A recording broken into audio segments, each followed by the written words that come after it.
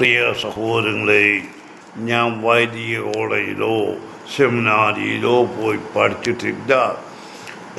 എങ്കിലും പോയിട്ട് പ്രയോജനമില്ലെന്ന് ഇന്നെനിക്ക് മനസ്സിലായി. കാരണം ഇപ്പോൾ പരമലയിൽ ലോകത്തിൻ്റെ നാനാഭാഗത്തു നിന്നും പുരോഹിതന്മാരും എല്ലാം കൂടെ വന്നിട്ട് വലിയ വലിയ കൂട്ടായ്മയും വലിയ ചർച്ചയൊക്കെ നടക്കുന്നുണ്ട്. ആ കൂട്ടത്തിൽ ഇന്ന്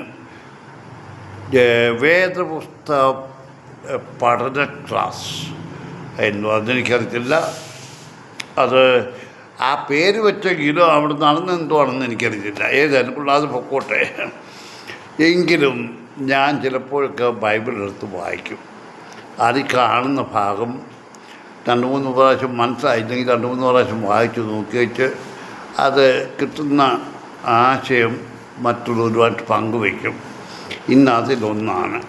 കാരണം ഇന്ന് നമ്മൾ കാണുന്നത് ഓട്ടോ സഭയിൽ മെത്രാന്മാരെയും കാതോലിക്കായും ഒക്കെ പൊക്കിയെടുത്തോണ്ട് നടക്കുന്ന അവർക്ക് കീഴെ വിളിക്കുന്നു. ദൈവത്തിനല്ല, മെത്രാന്മാരെ കാതോലിക്കായും. എന്തിന്? ഇന്നിപ്പോൾ ബൈഫോഴ്സാണ് പിരിവ്, നിർബന്ധിത പിരിവ്. അതും പൊക്കോട്ടെ, അവിടെ നടക്കട്ടെ. അതിനേക്കാൾ കൂടുതലായിട്ട് ഞാൻ പറയുന്നത് വിഗ്രഹാരാധന. ഒരു പള്ളിയിൽ നിന്ന് വേറൊരു പള്ളിയിലേക്ക് ദീപശിഖ കത്തിച്ചുകൊണ്ട് പോവുക. നെടുനീളമുള്ള ദേവാലയങ്ങളിലെല്ലാം അതിന് സ്വീകരണം കൊടുക്കുക. ആർക്കാ സ്വീകരണം കൊടുക്കുന്നത്? ദീപശിഖയ്ക്ക്. അത് നെർണത്ത് പള്ളിയിൽ നിന്ന് പുതിയൊരു ദേവാലയത്തിലേക്ക് വന്നു. ആ വഴിനീളമുള്ള ദേവാലയങ്ങളിലെല്ലാം അതിന് സ്വീകരണം കൊടുത്തു. ദീപശിഖയ്ക്ക് പോട്ടെ, ദീപശിഖയല്ല, കൊടിക്ക്. ജന്മം പള്ളിയിൽ നിന്ന് വന്ന കൊടിക്ക് വരെ സ്വീകരണം കൊടുക്കുക. എന്താ? അതിന് മുമ്പായിട്ട് പത്തനംതിട്ട ബേസിൽ ദേറായിൽ നിന്നാണെന്ന് എനിക്ക് തോന്നുന്നു. അവിടുന്ന് ദീപശിഖ പുത്തങ്കാവിൽ കൊച്ചുതിരുമേൻ്റെ കബറിങ്കിലേക്ക്. എന്താ? കൊച്ചുതിരുമേനെയാണ് പത്തനംതിട്ട കോളേജ് സ്ഥാപിച്ചത്. ഇവിടുന്ന് ഈ തിരുമേനിയുടെ കബറിൽ നിന്ന് ഒരു ദീപം കത്തിച്ച് അവിടെ കൊണ്ട് തെളിയിച്ചാൽ അതിനൊരു അർത്ഥമുണ്ടെന്ന് പറയാം. ഇതല്ല, അവിടെ നിന്ന് ഇങ്ങോട്ട് കത്തിച്ചുകൊണ്ട് വരിക തിരുമേനിയുടെ പെരുന്നാളിന്. അതിന് വഴിനീള സ്വീകരണം ദീപശിഖയ്ക്ക്. ഇനി നിങ്ങൾ എന്തിനാണ് സ്വീകരണം കൊടുക്കാതിരിക്കുന്നത്? അത് ഇതിനെക്കുറിച്ച് നിങ്ങളൊന്ന് ആലോചിക്കും. നിങ്ങൾ ചെയ്യുന്നത് എന്താണെന്നുള്ളത്. ഇപ്പം ഇത്രേ പറയുന്നുള്ളൂ. ഇതിനുള്ള കാരണം നിങ്ങൾ ചിന്തിക്കേണ്ടത് അതിനെക്കുറിച്ചാണ് ഇപ്പം വായിക്കാൻ പോകുന്ന വേദഭാഗത്തുണ്ട്. ഏലിയുടെ ഭവനത്തിന് എതിരെയുള്ള പ്രവചനം. അനന്തരം ഒരു ദൈവപുരുഷൻ ഏലിയുടെ അടുക്കൽ വന്ന് അവനോട് പറഞ്ഞത്, യഹോവ ഇപ്രകാരം അരുളി ചെയ്യുന്നു, നിന്റെ പിതൃഭവനം മിസ്രയീമിൽ ഫറവോൻ്റെ ഗൃഹത്തിൽ അടിമകളായിരുന്നപ്പോൾ അവർക്ക് ഞാൻ സ്വയം വെളിപ്പെടുത്തി.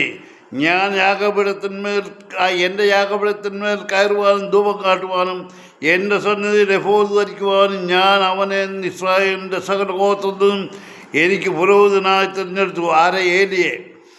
ഇസ്രായേൽ മക്കളുടെ സകല ദഹനയാഗങ്ങളും ഞാൻ നിൻ്റെ പിതൃഭവനത്തിൽ കൊടുത്തു.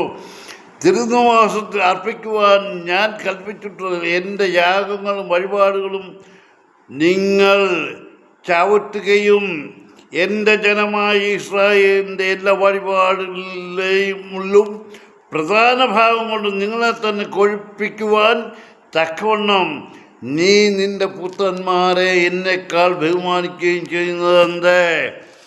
ആകയാൽ ഇസ്രായേലിൻ്റെ ദൈവമായ യഹോവ ഇപ്രകാരം ചെയ്യുന്നു, നിൻ്റെ പിതൃഭവനവും നിൻ്റെ ഭവനവും നിൻ്റെ പിതൃഭവനവും എൻ്റെ സന്നിധിയിൽ നിത്യം ശുശ്രൂഷ ചെയ്യുമെന്ന് ഞാൻ നിശ്ചയമായി കൽപ്പിച്ചിരുന്നു. ഇപ്പോഴോ ഞാൻ അരുളി ചെയ്യുന്നത് അങ്ങനെ ഒരിക്കലും ആകില്ല. എന്നെ ബഹുമാനിക്കുന്നവരെ ഞാൻ ബഹുമാനിക്കും, എന്നെ നിന്ദിക്കുന്നവർ നിന്ദിതരാവും.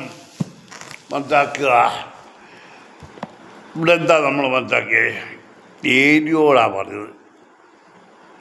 കാരണം ഇത് പറഞ്ഞത് ഏലിയുടെ പുത്രന്മാർ അവരും പുരോഹിതന്മാരായിരുന്നു. അവർ കാട്ടിക്കൂട്ടിയ വികൃതികൾ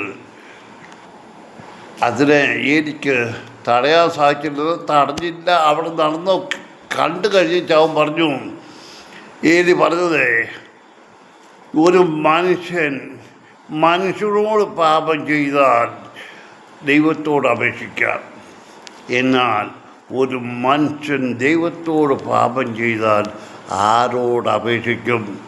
ഇപ്പോൾ ഇതിനെക്കുറിച്ച് ഞാൻ പ്രത്യേകിച്ച് കൂടുതലും പറഞ്ഞില്ല. ഏതായാലും ഓർത്തഡോക്സ് സഭയിലെ മക്കളെ, വിശ്വാസികളെ, അടിമകളെ, നിങ്ങൾ കാതോലിക്കായെ പൊക്കിക്കൊണ്ട് നടന്നു.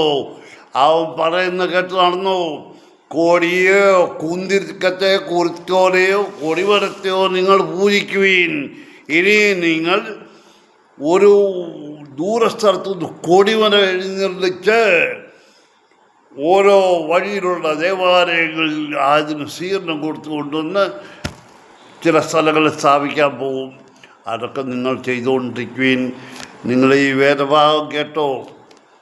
നിങ്ങൾ എന്നേക്കാൾ കൂടുതൽ എന്തിനെങ്കിലും ബഹുമാനിക്കുകയോ ആരാധിക്കുകയോ ചെയ്താൽ നിങ്ങൾ അനുഭവിക്കും എന്നാ ദൈവം പറഞ്ഞത്.